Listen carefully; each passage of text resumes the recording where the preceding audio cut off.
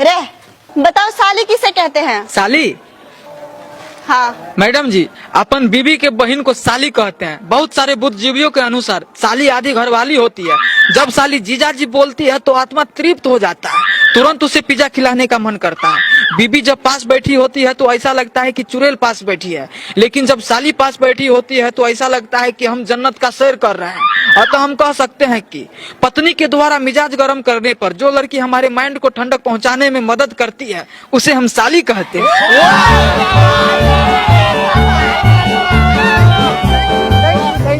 वाह भैया, हमरो शादी करने का मन कर रहा है, 2 चट्टा साली भी मिल जाएगा। साला अभी तू बच्चा है, ब्याह करने लगना ही है। बताइए मैडम जी, हम बच्चा है, अब ब्याह कर देगा तो तुरंत 2 बच्चा पैदा कर देंगे।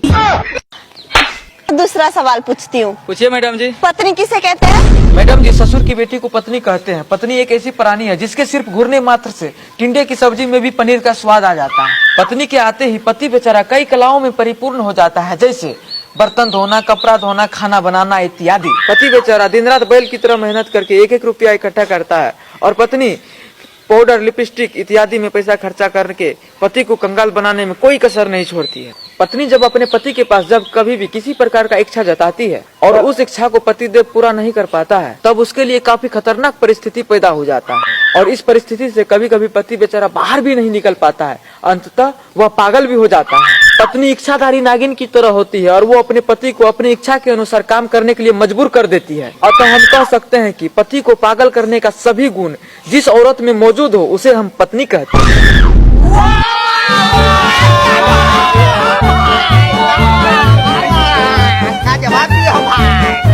वाह भैया जी, क्या कमाल किए हैं, क्या जवाब दिए हैं। अरे तू बहुत उछलता है, अभी तुझको सवाल कर रहे हैं।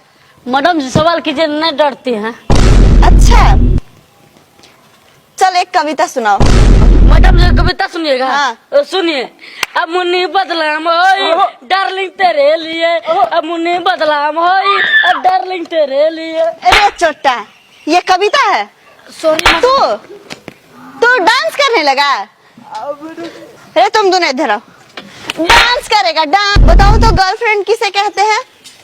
मैडम जी, गर्लफ्रेंड एक ऐसी प्राणी है जिसे सिर्फ अमीर लड़के ही अफोर्ड कर सकते हैं। अगर इसमें गलती से गरीब लड़का फंस जाता है तो उसे गर्लफ्रेंड का खर्चा मैनेज करने के लिए घर का गेहूं चावल तक बेचना पड़ता है। कभी कभी गर्लफ्रेंड मोबाइल का मांग कर देती है। इस स्थिति में बॉयफ्रेंड के पास पैसा नहीं रहने पर उसे लोन पे फोन भी खरीद के देना पड़ता है और महीना महीना गर्लफ्रेंड का रिचार्ज भी करवाना पड़ता है। कभी कभी रिचार्ज का पैसा नहीं रहने पर बॉयफ्रेंड को अपने बाप के पैकेट से पैसा भी चुराना पड़ता है। अतः हम कह सकते हैं एक ऐसी लड़की जो लड़कों के लाइफ में फूल की तरह आती है और लाइफ को कीचड़ कीचड़ करके चली जाती है, उस लड़की को हम गर्लफ्रेंड कहते हैं।